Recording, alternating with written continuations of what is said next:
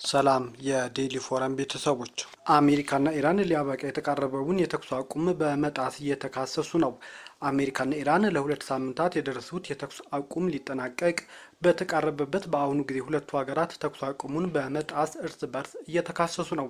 የአሜሪካ ኃይሎች የኢራን መርከብን ከተቆጣጠሩ በኋላ ፕሬዝዳንት ዶናልድ ትራምፕ ኢራን የተኩስ አቁሙን ለበርካታ ጊዜያት እየጣሰች ነው ሲሉም፣ ኢራን በበኩሏ አሜሪካ የባህር ላይ ውንብድና እየፈጸመች ነው ስትልም ከሳለች። ፕሬዝዳንት ዶናልድ ትራምፕ በትሩዝ ማህበራዊ ሚዲያ ገጻቸው ላይ ባሰፈሩት ጽሑፍ አሜሪካ የምትፈጽመው ጥቃት ያስቆመውን የተኩስ አቁም ኢራን በተደጋጋሚ ጥሳለች ሲሉም ኢራንን ከሰዋል። ነገር ግን ትራምፕ ለዚህ ክሳቸው ምንም አይነት አመክንዮም ሆነ ማስረጃ ማቅረብ አልቻሉም። ኢራን በበኩሉ አሜሪካ የተደረሰውን የሁለት ሳምንት የተኩስ አቁም በተደጋጋሚ ጥሳለች ስትልም እየከሰሰች ቆይታለች። በሆርሙዝ ወሽመጥ በሚንቀሳቀሱ መርከቦች ላይ እቀባን ሲጥሉና ሲያነሱ የቆዩት ሁለቱ ሀገራት በአካባቢው ያላቸውን የበላይነት ለማሳየትም እየጣሩ ነው። የአሜሪካ ባህር ኃይል በሆርሙዝ ላይ የተጣለውን እገዳ የጣሰ ነው ባሉት የኢራን መርከብ ላይ መተኮሳቸውን ተከትሎ የኢራን ጦር ኃይል ለአሜሪካ ወታደራዊ የባህር ኃይል ውንብድና ላለው ጥቃት አጸፋ እንደሚመልስ እየዛተ ነው። ጨምሮም አሜሪካ በሆርሙዝ ወሽመጥ ላይ በኢራን መርከቦች ላይ እየወሰደች ያለው እርምጃ የተኩስ አቁሙን ስምምነቱን የሚጥስ ነው በማለትም ከሷል። ጦርነትና የኢንተርኔት መቋረጥ የጎዳቸው ኢራናውያን ጦርነትና የኢንተርኔት መቆራረጥ እንደጎዳቸው ተሰማ። በኢራን ውስጥ የእስላማዊ ሪፐብሊክ ደጋፊ ሳይቀር ለማይቀረው የምጣኔ ሀብት ፈተና ቀበቷቸውን እያጠበቁ ነው ተብሏል። ጥያቄው የኢራን መንግስት የሆርሙዝ ወሽመጥ ዘግቶ የሚቀጥል ከሆነ ለሰራተኞቹ ደሞዝ መክፈል ይችላል ወይ የሚለው አሁን ላይ እያጠያየቀ ነው። ቴህራን ከውይይት መድረክ ራሷን አርቃ መቆየቷም እየተሰማ ነው። ከጦርነት በፊት የኢራን ምጣኔ ሀብት ማዕቀብ፣ የዋጋ ግሽበት እንዲሁም የገንዘብ የመግዛት አቅም መዳከም እየፈተነውም ነበር። ቤተሰቦችም አቅማቸው ተሟጦ መሰረታዊ ነገሮች ላይ ብቻ እንዲያተኩሩም እየተደረገ ነበር። አሁን በጦርነት በከፍተኛ ሁኔታ የተጎዱ ንግዶችን ከፔትሮኬሚካል ስቲልና የአልሙኒየም ኢንዱስትሪዎች መውደም ጋር ተያይዞ የምጣኔ ሀብቷ ቀውስ ውስጥ ገብቷል። የኢራን ከባለፈው ዓመት ጀምሮ በኢራን የምግብ ዋጋ በእጥፍ ጨምሯል። በተጨማሪም ወደ ውጭ የሚላኩ ምርቶችም ቀንሰዋል። የኢራን የገንዘብ ምንዛሬ በመውደቁም ከፍተኛ የሆነ የዋጋ ግሽበት ኢራን እያስተናገደች ነው። የኢራን ባለስልጣናት እስራኤልና አሜሪካ በአገሪቱ ላይ የከፈቱት ጦርነት ተከትሎ የደረሰው የምጣኔ ሀብት ጫና 270 ቢሊዮን ዶላር እንደሚገመት አስታውቀዋል። የምጣኔ ሀብቱ ጫና በተለይ አነስተኛ የኦንላይን ንግዶች የሚሰሩ ሴቶች ላይ የበረታ ነው ተብሏል። የኢንተርኔት መቆራረጥ የዕደ ጥበብ ውጤቶች እየሰሩ በማህበራዊ ሚዲያና ኦንላይን የሚሸጡ በርካታ ሴቶች ከገበያ በማስወጣት እነርሱንና ቤተሰቦቻቸውን ባዶ እጅ አስቆርጧቸዋልም ተብሏል። ጦርነትና የኢንተርኔት መቆራረጥ የመሰረተ ልማት ውድመት ብቻ ሳይሆን በመላው ኢራን የበርካቶች ቤቶች ያንኳኳ ችግርም ነው ተብሏል። ቻይና ኢስላማባድ የአሜሪካና የኢራን ውይይት ለማመቻቸት የምታደርገውን ጥረት ሙሉ በሙሉ እንደምትደግፍ ገለጸች። በፓኪስታን የቻይና አምባሳደር ኢስላማባድ አሜሪካንና ኢራንን ወደ ውይይት ጠረጴዛ እንዲመጡ የምታደርገው ጥረት ቤጂንግ ሙሉ በሙሉ ትደግፋለች ሲሉም ገልጸዋል። የፓኪስታን ምክትል ጠቅላይ ሚኒስትር ኢስሐቅ ዳር ከጂያንግ ዛይዶንግ ጋር በአካባቢው ስላለው ሁኔታ መወያየታቸው ተገልጿል።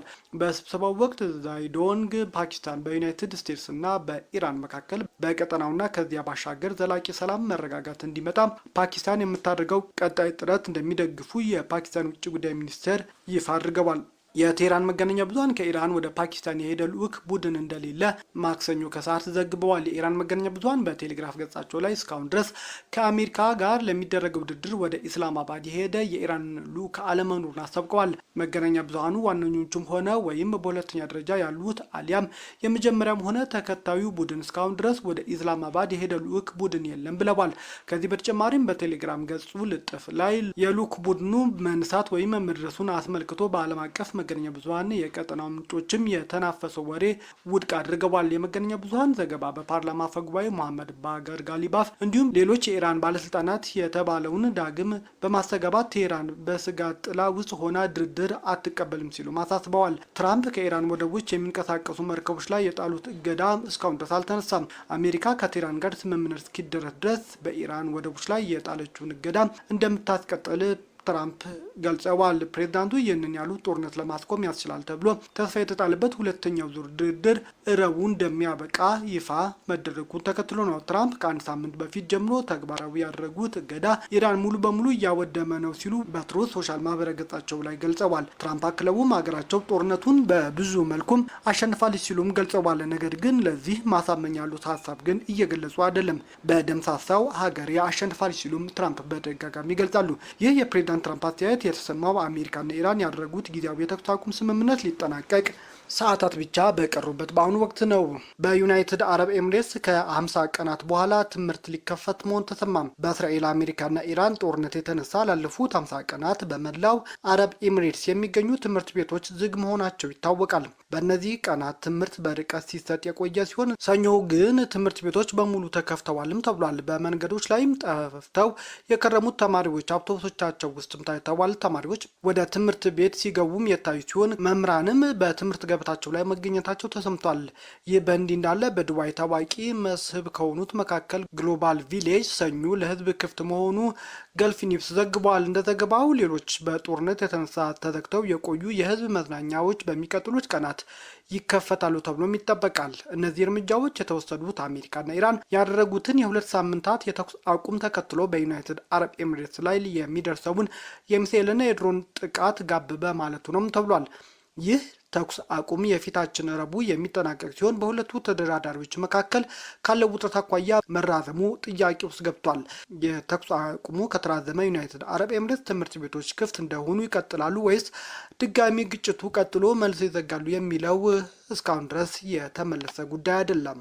የኢራኑ ፕሬዝዳንት ማሱድ ፔዜሽኪያን ማክሰኞ ዕለት በፓኪስታን ይካሄዳል ተብሎ ከሚጠበቀው ድርድር አስቀድሞ ከአሜሪካ ባለስልጣናት እየወጡ ያሉ እርስ በርስ የሚጋጩ መልእክቶችና ምልክቶች አጥብቀው ተችተዋል። ፕሬዝዳንቱ በማህበራዊ ትስስር ገጻቸው ላይ ባሰፈሩት ጠንከር ያለ መልእክት ቃል ኪዳንን ማክበር ትርጉም ላለውና ውጤታማ ለሆኑ ውይይት ዋነኛ መሰረት ነው በማለትም አሜሪካን አስጠንቅቀዋል። አያይዘውም ኢራናውያን በአሜሪካ መንግስት አካሄድና ባህሪ ላይ ያላቸው ጥርጣሬ፣ ያለመተማመንና ችግር አሁንም እንደቀጠለ መሆኑን አስረድተዋል። ፕሬዝዳንት ፔዜሽኪያን ሲቀጥሉም በአሁኑ ወቅት ከአሜሪካ ባለስልጣናት እየወጡ ያሉ ገንቢ ያልሆኑና እርስ በርስ የሚቃረኑ መልእክቶች አንድ መራር መልእክት የያዘሉ ናቸው። ይኸውም በቀጥታ ኢራን እጅ መስጠት የሚፈልጉ ናቸው ሲሉም ወቅሰዋል። ሆኖም ኢራናውያን ለማንኛውም አይነት የኃይል ማስገደድ በፍጹም እጅ አይሰጡም በማለት የሀገራቸውን ጽኑ አቋም ይፋ አድርገዋል። በሌላ በኩል ይህ አወዛጋቢ ውጥረት የቃላት ጦርነቱም እየተካሄደ ባለበት በአሁኑ ወቅት ማክሰኞ በፓኪስታን አስተናጋጅነት ይካሄዳል በተባለው በዚህ ድርድር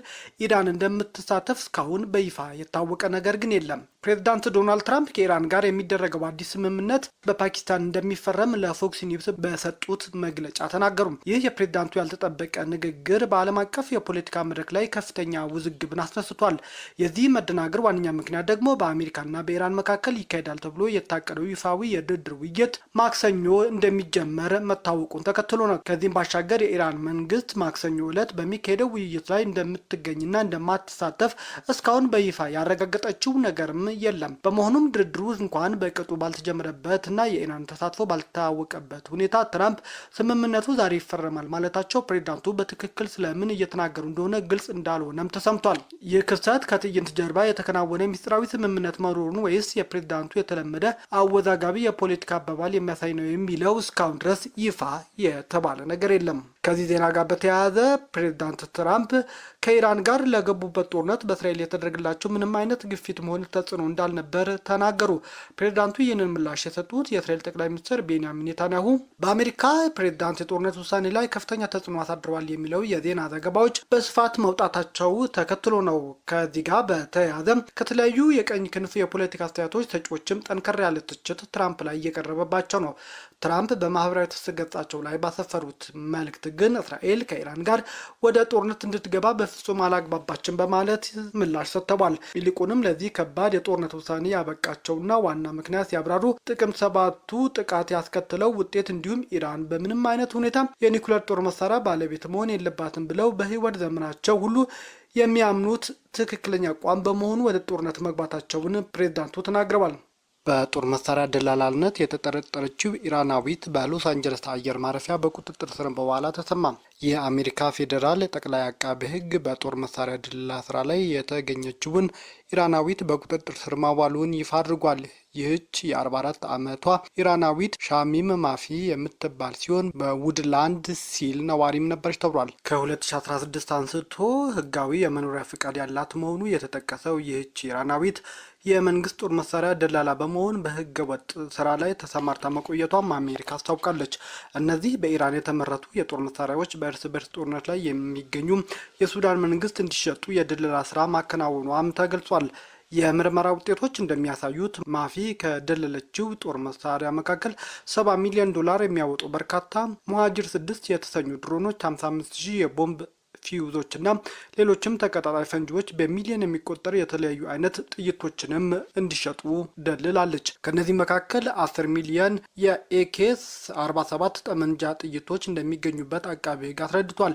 አቃቤ ሕግ እንዳለው ማፊ በኦማን ውስጥ አትላስ ኢንተርናሽናል ቢዝነስ የተሰኘ ድርጅት ያላት ሲሆን የአሜሪካ ማዕቀብ ለማለፍ ክፍያዎችን የምታቀባብለው በቱርክና በዩናይትድ አረብ ኤሚሬትስ በኩልም ነበር። ቅዳሜ ዕለት ከቱርክ ተሳፍራ ሎስ አንጀለስ ዓለም አቀፍ አየር ማረፊያ በደረሰችበት ወቅት በቁጥጥር ስር የዋለችው ይህች ትውልደ ኢራናዊት ጥፋተኛ ከተባለች የ20 ዓመት እስር እንደሚፈረድባት ፎክስ ኒውስ ዘግቧል።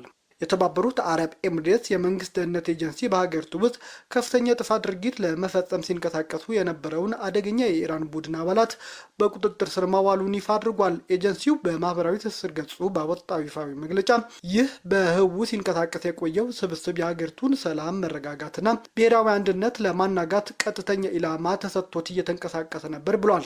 የጸጥታ ተቋሙ ይህን ቡድን በግልጽ አሸባሪ ድርጅት ሲል የጠራው ሲሆን በተለይም አዳዲስ ወጣቶችን በመመልመልና በማደራጀት በኤሚሬትስ ድንበሮች ውስጥ ስልታዊና የተቀናጀ የማውደም እርምጃዎችን ለማካሄድ እቅድ አውጥቶ ሲንቀሳቀስ ነበርም ብሏል።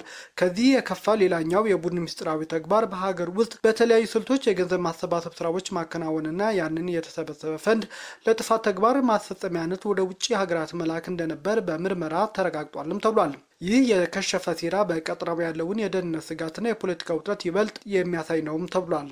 ቴህራን በሊባኖስ ጉዳይና በታገደው የገንዘብ ሀብቷ ዙሪያ ባስቀመጠችው ቅድመ ሁኔታ ላይ አሁንም አዲስ የምታንጸባርቀው ሀሳብ እንደሌለ አረጋግጣለች። የኢራን ብሔራዊ የደህንነት ኮሚቴ ኃላፊ ኢብራሂም አዚዝ በቅርቡ በሰጡት ቃለ መጠይቅ ላይ እንደገለጹት ኢራን የምትፈልጋቸው ጥያቄዎች እስካልተሟሉ ድረስ ከድርድር መድረክ የምታፈገፍግበት ምንም አይነት ምክንያት የለም።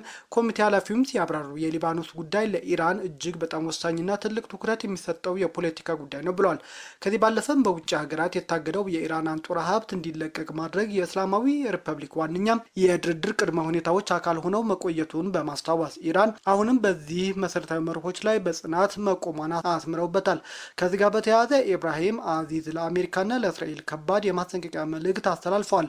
አሜሪካና አገሮቿ የተቀመጡትን እነዚህ ቅድመ ሁኔታዎች የማያከብር ከሆነ ሁኔታ ወደ ከፋ ሁኔታ ሊያመራ እንደሚችልም ፍንጭ ሰጥተዋል። የእኛ የጦር ሜዳ አካል በሆነው የተቃውሞ ግንባር ጥቅም ላይ የተቃጣ ማንኛውም እርምጃ ቢወሰድም ወይም ቀድመው የተገቡ ስምምነቶች ባይከበሩ ይህ ማለት አሜሪካ የኢራንን ቅድመ ሁኔታዎች አልተቀበለችም ማለት ነው። ይህ ደግሞ በተፈጥሮ የራሱ የሆነ ከባድ ውጤትና የአጸፋ እርምጃ ያስከትላል ሲሉም አስጠንቅቀዋል። አሜሪካ በፑንትላንድ ውስጥ የአየር ድብደባ መፈጸሟን አስታወቀች። የአሜሪካ አፍሪካ እዝ ወይም አፍሪኮም ባወጣው መግለጫ በሶማሊያ ውስጥ በፑንትላንድ ግዛት የአየር ድብደባ መፈጸሙን ገልጿል። አፍሪኮም በመግለጫው ይህ ጥቃት የተከናወነው አርብ ሚያዝያ 17 መሆኑን ገልጾ ኢላማው የአሸባሪው አይኤስ ይዞታ መሆኑን ማስረድቷል። ከሶማሊያ ፌዴራል መንግስት ጋር በመተባበር ይህ የአየር ጥቃት የተፈጸመው የፑንትላንድ ዋና ከተማ ከሆነችው ቦሳሶ በ50 ኪሎ ሜትር ርቀት ላይ በሚገኝ ጎሲስ የተሰኘ ተራራ ላይ ነውም ተብሏል። የጦር መሳሪያ ግዢ ስምምነት የተሰረዘባቸው ሌተናል ጀነራል አልቡርሃን ወደ ሳውዲ አረቢያ አቀኑ። የሱዳን ወታደራዊ መሪ የሆኑት ሌተናል ጀነራል አብዱልፈታህ አልቡርሃን ሳውዲ አረቢያ ተጉዘዋል። እንደዘገባው ከሆነ ጀነራሉ ይህንን ጉዞ ያደረጉት ሳውዲ አረቢያ ከዚህ ቀደም ልትገዛላቸው የነበረው የ1.5 ቢሊዮን ዶላር መሳሪያ እቅድ በመሰረዟ ነው። ሮይተርስ እንደዘገበው ሳውዲ አረቢያ ከዚህ ቀደም ለሱዳን ጦር ኃይል የሚውል የ1.5 ቢሊዮን ዶላር ጦር መሳሪያ ግዢ ከፓኪስታን ጋር ተፈራርማ የነበረ ቢሆንም ባሳለፍነው ሳምንት ይህ ውል እንዲቋረጥ ሳውዲ አድርጋለች። ይህም የፓኪስታን የደህንነት ምንጮችና አንድ ዲፕሎማት በዋቢነት የጠቀሰው ዘገባው ይህ የጀቶች ጨምሮ የተለያዩ አይነት መሳሪያዎች ያካተተው ግዢ ጫፍ ላይ ደርሶ የነበረ መሆኑን አውስቷል። ነገር ግን የሳውዲ መንግስት አሁን ይህ ግዢ እንዲቀር የሚል መልእክት ለፓኪስታን ያስተላለፈ ሲሆን የዲፕሎማቲክ ምንጮች እንደተናገሩት ሳውዲ እርምጃ የወሰደችው ከአንዳንድ ምዕራባውያን ሀገራት ከአፍሪካ ውስጥ የውክልና ጦርነት ሚናዋ እንድትወጣ ምክር ስለተሰጣት ነው ተብሏል። የሱዳን ጦር በጦር መሳሪያ ግዢ ከመደገፍ ይልቅ ለሰላም በሚመጣበትና የሰብአዊ ተኩስ አቁም በሚደረግበት ላይ ሚና እንድትጫወት የሚል ጫና ስለበረታባት መሆኑም ተሰምቷል። ይህ በእንዲህ እንዳለ የሱዳን ሉዓላዊ ሽግግር ምክር ቤት ሊቀመንበር ሌተናል ጀነራል አልቡርሃን ወደ ሳውዲ አረቢያም ተጉዘዋል። በዚያም ከልዑል አልጋ ወራሽ መሐመድ ቢን ሳልማን ጋር ውይይት ማድረጋቸውም ተሰምቷል። የኢራኑ ፕሬዝዳንት ለማንም አንበረከክም አሉ። የኢራን ፕሬዝዳንት ማሱድ ፔዜሽኪያን ሀገራቸው ከአሜሪካ ጋር በሁለተኛ ዙር ድርድር መሳተፏ ባልተረጋገጠበት ወቅት ኢራናውያን ለኃይል አይንበረከኩም ሲሉ ገለጹ። ኢራን በአሜሪካ መንግስት ላይ አለመተማመን እንዳላት የገለጹት ፕሬዝዳንቱ የተገቡ ቃሎች ማክበር ትርጉም ላለው ውይይት መሰረት መሆኑንም አብራርተዋል። ፔዜሽኪያን በኤክስ ገጻቸው ላይ ባሰፈሩት መልእክት ከአሜሪካ ባለስልጣናት የሚወጡ ወጥ ያልሆኑና የሚቃረኑ መልእክቶችን የተቹ ሲሆን ኢራን እጇን ለማንም አትሰጥም ብለዋል። አሜሪካ በሆርሙዝ እገዳ ከጣለች ጊዜ ጀምሮ 27 መርከቦችን መከልከሏን አስታወቀች። የአሜሪካ ጦር በሆርሙዝ ላይ እገዳው ከጣለ ጊዜ ጀምሮ 27 መርከቦች ወደ ኢራን ወደብ እንዳይሄዱ ወይም እንዲመለሱ ማድረጉን አስታውቋል። የአሜሪካ ማዕከላዊ እዝ በኤክስ ገጹ ላይ ባሰፈረው ቪዲዮ ግዙፍ መርከቦች ክልከላው ወደ ተጣለበት የውሃ ክልል መግባታቸውን ሲነገራቸውም ይደመጣል። በዚህ ወር መጀመሪያ ላይ የአሜሪካ ባህር ኃይል ቴህራን ከነዳጅ ሽያጭ የምታገኘውን ትርፍ ለማስቆም በሚል ወደ ወደቦቿ የሚገቡትን ሆነ ከወደቦች የሚወጡ መርከቦች ላይ እግድ እንደምትጥል አስታውቃም ነበር። የሊባኖስ ፕሬዝዳንት ከእስራኤል ጋር የሚኖረው ድርድር ከአሜሪካና ኢራን ውይይት የተለየ መሆኑን ተናገሩ። የሊባኖስ ፕሬዝዳንት ጆሴፍ አውን ከእስራኤል ጋር የሚደረገው ድርድሮች ከአሜሪካና ኢራን ጋር የሰላም ድርድር የተለየ መሆኑን ገልጸዋል።